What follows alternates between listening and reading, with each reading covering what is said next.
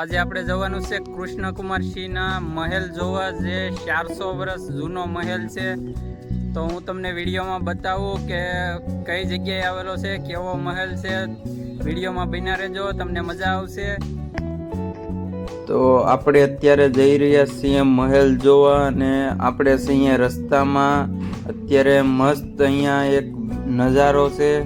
તો આ છે કૃષ્ણકુમારસિંહનો હવા મહેલ, જે અત્યારે બંધ હાલતમાં છે. અહીંયા કોઈ ઓછા પ્રવાસીઓ આવે છે, તો ચાલો તમને બતાવું. તો આ છે દરવાજો, અને ચાલો આપણે જઈએ અંદર. આ છે પહેલો હોલ. અહીંયા ઝૂલો બાંધી શકાય, હિંચકો એ રીતનું કડા હતા. અને આ છે બીજો હોલ. આ હોલને પણ બધી બાજુ દરવાજા છે, બારીઓ છે, અને આ દરવાજેથી ઓલે દરવાજે નીકળી જવાય તે રીતની વ્યવસ્થા કરવામાં આવી હતી. અને હવે જઈએ આગળના હોલમાં. આ પણ એક હોલ છે, મોટી રૂમ હોય એ ટાઈપનો, એને પણ ફરતા દરવાજા છે. અને આ છે બહારનો ભાગ. તો અહીંયા પણ આપણે જે અંદર આવ્યા એ જ રીતનો બહારનો પણ ભાગ છે. અને આ છે એક સાઈડનો ભાગ. એ પણ બંને સાઈડ પણ એક સરખી છે. અને જ્યાંથી આપણે અંદર જઈએ અને બહાર નીકળીએ એ બાજુ બે પણ સરખી છે. મતલબમાં 4 બાજુ હોય મહેલની, એમાંથી બંને બાજુ હરખી છે. તમને એમ થાય કે હમણાં આ બાજુ તો આપણે હતા. તો આ છે અહીંયાનો દાદરો. અહીંયાથી આપણે જશું ઉપર જઈએ, ત્યાં પણ રસ્તામાં બારીઓ મૂકેલી છે. દાદરા ઉપર પણ બધી બાજુ એક હરખી બારી મૂકવામાં આવી છે, જેથી કરીને આ બાજુથી પવન જાય તો ઓલી બાજુ નીકળી જાય. કારણ કે આ મહેલનું કામ જ હતું, હવા મહેલ. અહીંયા મસ્ત આરામ કરીએ અને બેસીએ એ રીતની વ્યવસ્થા કરવામાં આવી હતી. આ છે બાલ્કની ઉપરની બાજુ. હવે અહીંયાથી આપણે જશું અંદર. અહીંયા પણ જેમ નીચે રૂમ હતા એમ જ ઉપર રૂમ છે. અને આ છે લાકડાનું ફર્નિચર કરવામાં આવેલું ઉપર, અને બધી બાજુ ફરતી બારીઓ છે.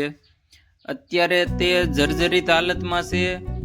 અહીંયા પણ એક હોલ છે, તે હોલની પણ બધી બાજુ દરવાજા છે અને બારીઓ છે. અહીંયાથી પછી જશું આપણે બીજા હોલમાં. તો અહીંયા પણ એક હોલ છે, અને એની આગળ પણ એક બાલ્કની છે. આ બધી બાજુ બારીઓ છે, નાના રૂમ છે. આ પણ એક રૂમ છે. આ રૂમની અંદર જઈએ તો હજી આગળ પણ એક રૂમ આવે. અહીંયા નાના મોટા બહુ બધા ઘણા રૂમ બનાવેલા છે. અહીંયાથી આપણે બહાર જઈએ એટલે બહાર બધું દેખાય, ખેતીવાડી, અને મસ્ત બેઠા પવન આવે તેવી વ્યવસ્થા કરવામાં આવી હતી તે વખતમાં. અત્યારે આ બધું જર્જરિત હાલતમાં છે, કારણ કે અહીંયા આવી અને સાર સંભાળ લે તેવું અહીંયા છે નહીં કોઈ.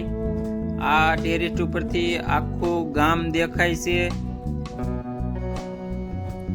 અત્યારે અહીંયા બંગલાની ઉપર પણ નકરા ઝાડ ઉગી ગયા છે, અને પક્ષીઓએ માળા કરી નાખ્યા છે. કારણ કે અહીંયા કોઈ સાર સંભાળ લેતું નથી, અહીંયા કોઈ આવતું નથી. આ ખાલી એક એમ જોવાલાયક સ્થળ બની ગયું છે, જે કોઈક માણસો જ અહીંયા આવે છે. અહીંયા જોવા પણ કોઈ માણસો અત્યારે આવતું નથી. આ આપણે એક હોલમાંથી અંદર ગયા અને બીજા હોલમાં નીકળી ગયા. તો આ છે બંગલાની બીજી બાજુ, જે આખી તમને દેખાઈ રહી છે.